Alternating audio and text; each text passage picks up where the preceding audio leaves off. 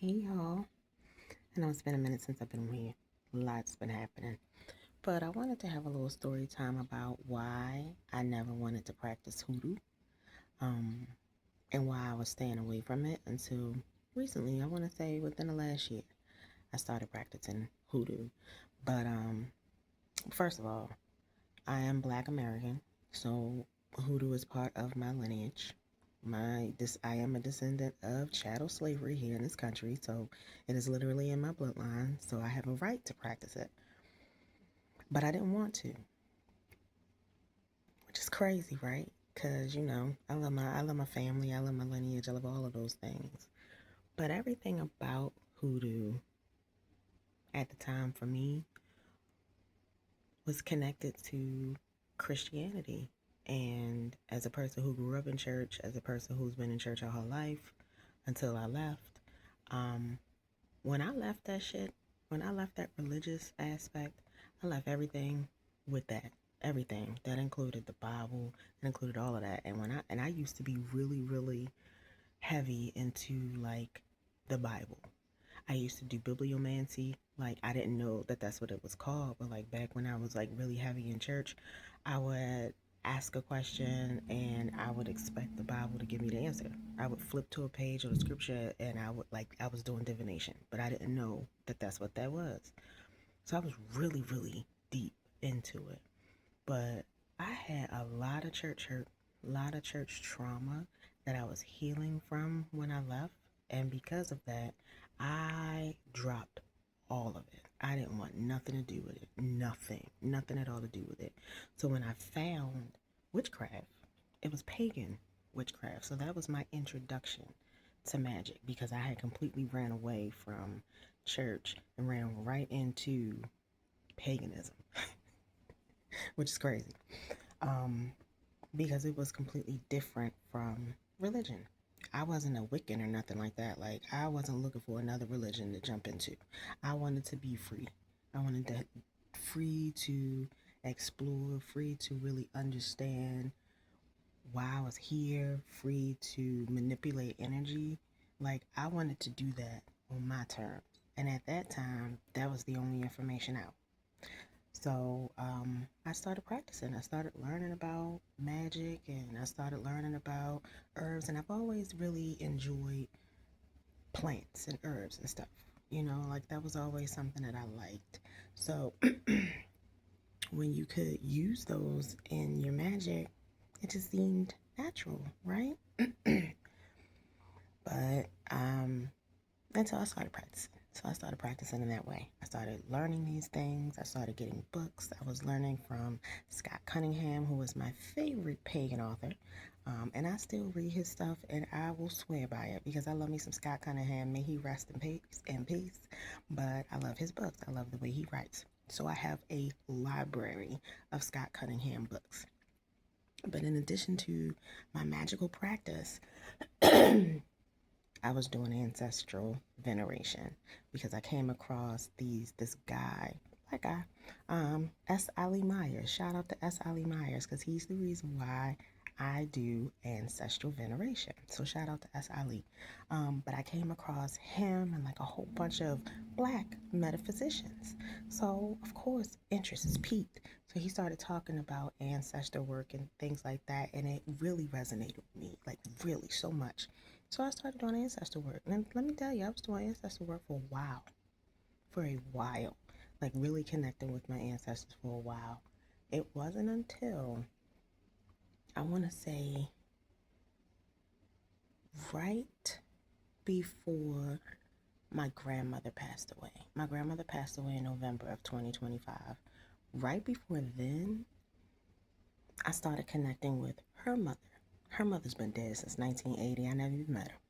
But I started connecting with her because, she practically had a good hand in like raising my mom and like really helping my mom. She was like, my grandmother for me is like my mother's grandmother for her. Like, we let them ladies. You dig? Like, they are our people. And so because I know my mom's story and I know the things that she went through when she was a child and like teenage, I would always sit at my altar and I would venerate my great grandmother, whom I've never met.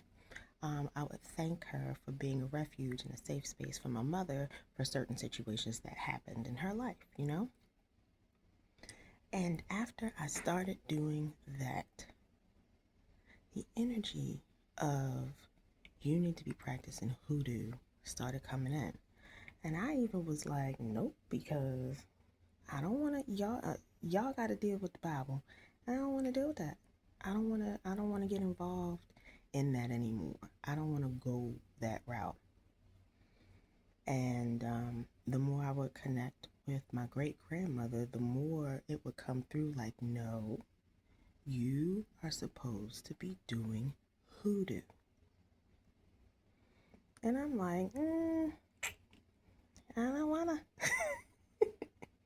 Not because I don't love us, but I don't, like, because of the I'm telling you, y'all, like, because of the trauma that I have from religion, it was just like I'm repelled by all of that.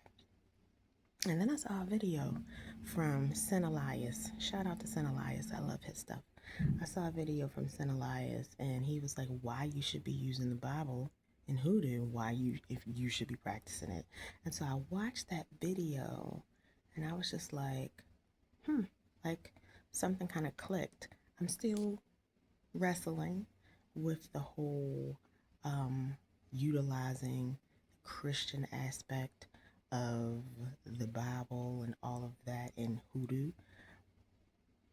But then I started, continuing my veneration with my great grandmother, and it came through very strong. Like, hey, you're not a Christian. We weren't Christians. We was just using this to hide our work. You just hiding the work, but you are using it because it's part of your bloodline, and that's what you're supposed to be doing. And then my grandmother died. And after my grandmother died, it became very, very clear to me that I should be doing this. And my grandmother didn't practice hoodoo openly, but she practiced hoodoo hidden. You know what I mean? Like, now that I have the awareness of it, I know that that's what she was doing. I know that that's how she was practicing. And I don't even know if she was aware of it at the time. You know what I mean? Like, our elders, they've been through so much that they don't tell us everything. So I don't know. And I never had the knowledge to ask when she was here, because nobody in my family taught this. Every woman in my family, every person in my family was a Christian. But I've heard things, I've heard stories. I've heard my aunt even talk about putting roots on people. My aunt is 100 now. She's still alive, by the way. But I've heard her back in the way early, it might even been 1990. We were on our way to a funeral in Philly. A relative passed, and she was talking to my aunt who was driving, and I'm in the back seat and I'm eavesdropping, and she was talking about roots and putting roots on people and how this person had a root on them, that person had a root on them. And I never understood what that meant, but I never forgot about it, because here I am all these years later, and I'm like, the women in my family were practicing hoodoo. They were aware of it. And it's our bloodline. So all that to say, although I have a magical base, I am new to practicing hoodoo. And I am learning. And I am excited about it. And it makes me feel good. And even though I still struggle with this Bible, but I have my grandmother's Bible. So that helps a lot, more than anything. Which is, none of this is coincidental. You know what I mean? Like, for me to have my grandmother's Bible, for me to be tapping back into this, is in our lineage, in the way, I guess, that my ancestors want. It's not coincidental, and I don't take it lightly. And it leads me to this point. I'm gonna do a quick side note. A couple of years ago, I met my spirit guide. My spirit guide's name is Minerva. I don't know if I told the story, but my spirit guide's name is Minerva. She looks just like me, just a very elevated version of me. I mean, baby girl is fly. elevated. I mean, glowing, everything. She called me up to her house. This sounds insane, I know. Um, but this was one morning. Before I went to work, I was sitting at my altar. I was praying to my ancestors. I was talking to my spirit guide, and I had an out of body experience. I could literally look down from wherever I was, and I could see my body sitting at my altar, and I'm floating up wherever. I done moved past the galaxy. I done came out the house. Now I am above the stars at my spirit guide's house.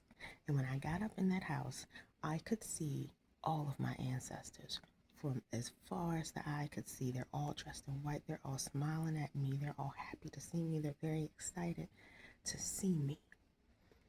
And then nobody's talking. Okay? So I'm walking around. I'm in this all white space. The house is immaculate. So I'm walking and I see her. I see Minerva come, and she comes floating out. She's iridescent. It's like a ice blue, silvery type of thing she has on. Her hair is big and she is glowing and she is fly. And she never says anything with her mouth, but I can hear her. And she says, I am Minerva. I am your spirit guide. Do y'all know who Minerva is? The Roman goddess of medicine, which is funny because I'm an herbalist. I wanted to be a doctor when I was little. So all of these things are interesting to me. She says, I am Minerva. I am your spirit guide. And there was a window to the left. And if I could walk over to the window, and it had no glass in it, but it was huge. And I could look down out the window and see the galaxy. So wherever I was above the galaxy, and it was dark. And I can see the galaxy below me. And she came over to me and she handed me a globe. And she gave it to me and she said, with her mouth, drop this down to your body. So I grabbed that. She gave it to me. I dropped it down to my body. And I lied to you guys not. And this might sound insane, but I'm telling you the truth in my experience. I could feel this thing hit the crown of my head and open and just ooze over my body. I felt it in my body, although my spirit was at her house.